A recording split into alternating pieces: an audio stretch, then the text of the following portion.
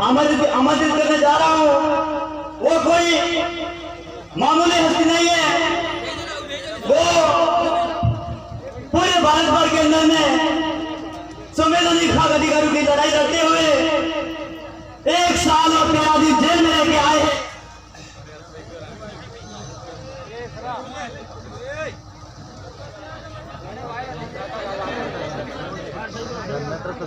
एक साल और 13 दिन जेल में रह के आए हैं।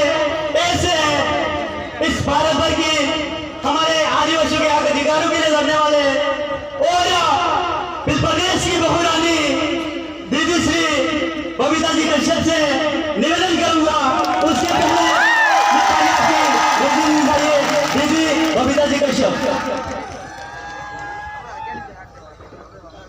सबको जोहार, जय जवान, जय आदिवासी, जय भी प्रदेश। समय कम है, कोशिश करूंगी कि अपनी बातों को जितनी जल्दी हो सके खत्म कर दूं। लेकिन अपनी बातों को शुरू करने से पहले मैं मंच पर उपस्थित हमारे पुरखों को बहुत बहुत नमन जोहार करना चाहूंगी। साथ ही साथ आज मुझे यहाँ पे आमंत्रित करने के लिए जो प्लेटफॉर्म है, बागी दौरा की आम जनता और साथ ही साथ में भारत आदिवासी पार्टी और उनके चहेते विधायक राजकुमार जी राव को भी बहुत बहुत आभार जोहार। भाइयों, सबको पता है कि 15 अगस्त 1947 को देश आजाद हुआ, लेकिन बहुत ही शर्म के साथ मुझे कहना पड़ रहा है कि देश आजाद होने के बाद भी हमारा बागी दौरा बांसवाड़ा गुलाम था। और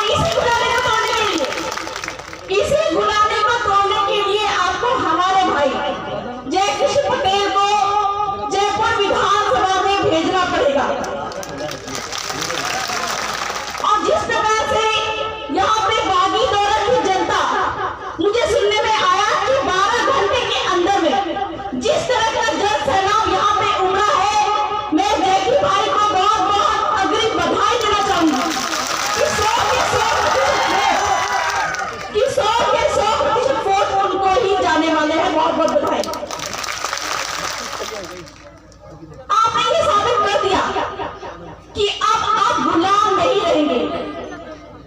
जैसा कि आगे के वक्ताओं ने बताया, यहाँ के जो गुलाम नेता है वो यहाँ के आदिवासियों को पढ़ने नहीं देना चाहते, क्योंकि हमारे जितने भी हक अधिकार है वो भारत के संविधान में लिखे हुए हैं, सुप्रीम कोर्ट के जजमेंट में लिखे हुए, जो कि अंग्रेजी में लिखे हुए होते हैं।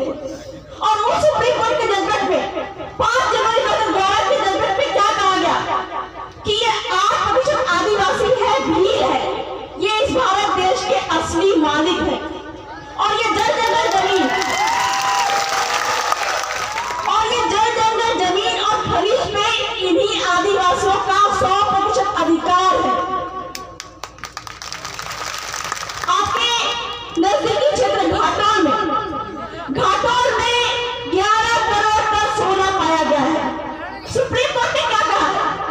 सुप्रीम कोर्ट ने कहा है जिसकी जमीन उसका खनिज। लेकिन हमको क्या लगता है कि ये खनिज जो है वो सरकार का है। बहुत बड़ी गलतफहमी में जी रहे हैं। सुप्रीम कोर्ट ने बोला है कि 11 करोड़ टन सोना यहाँ के स्थानीय भीलों का है। और ये 11 करोड़ टन सोना अगर निकाल लिया जाए तो आपके बागी दौरा कि यहाँ पे बैठे हुए जितने भी लोग हैं, हर एक आदिवासी के पास में एक हेलीकॉप्टर होगा, इतना पैसा है। लेकिन चूंकि ये सारे खनिज और ये सारा पैसा यहाँ के गुलाम नेता भाजपा और कांग्रेस की सरकारों को पहुंचाना चाहते हैं, इसलिए लोग चाहते नहीं क्या पड़े। साथ ही साथ में यहाँ पे जो आरक्षण मंच के नाम पर हमारे जो भाई जेल गए, कहीं ना कहीं बांसवाड़ा क्षेत्र में आरक्षण की मांग लंबे समय से चलती आ रही है। हमने कोई गलत काम नहीं की और इसी आरक्षण की मांग की वजह से उनको जेलों में डाला गया। मैंने भी संवैधानिक बातें बताई थी।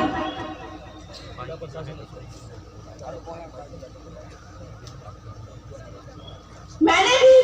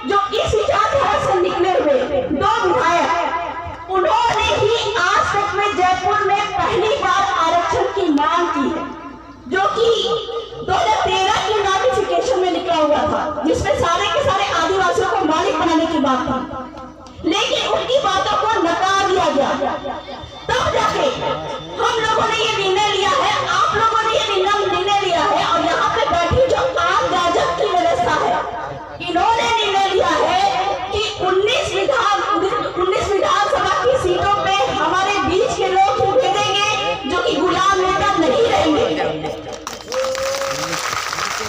और हमारे जल जंगल जमीन खनिज को हम तक कैसे पहुंचे इसके संरक्षण के कानून बनवाएंगे। और ये कैसे बनेगा जब आप लोग अपने वोट का इस्तेमाल हमारे जय किशन भाई को विधानसभा तक पहुंचाने में आप लोग उसको मदद करेंगे। तो आज इस मंच के माध्यम से मैं आपसे ये कहना चाहती हूँ कि आपके एक वोट से जय किशन भाई नहीं जीतेंगे, बल्कि आपके परिवार का हर एक सदस्य जीतेगा और मालिक बनेगा। अंत में मैं आप लोगों से यही करना चाहूंगी कि जैसा सबको पता ही होगा कि मणिपुर में हमारी आदिवासी महिलाओं को नंगे करके दौड़ाया गया। हमारी आदिवासी समुदाय में महिलाओं को बहुत ही सुरक्षा, बहुत ही सम्मान की दृष्टि से देखा जाता है, और हमारे बीच में मैं भी 100 लोगों के वर्गों के बीच में घूमती हूँ, लेकिन कभी भी मुझे ऐसा नहीं लगता है कि मुझे कोई गलत तरह से देख रहा है। लेकिन वो जो केंद्र की सत्ता में बैठे हुए नपुंसक आदमी है जिनसे अपनी बीवी भी नहीं संभली, वो हमारी महिलाओं को क्या संभालेगा? तो हमारे जो आने वाले विधायक होंगे जय किशन भाई, और 19 सीटों में हमारे जो विधायक महोदय होंगे, उनसे मैं ये अनुरोध करना चाहूंगी कि हमारी महिलाओं के सुरक्षा के रूप में एक कानून बनाए जिसमें आत्मरक्षा के लिए हथियार रखने का भी कानून बनना चाहिए ताकि वो अपनी सुरक्षा कर सकें।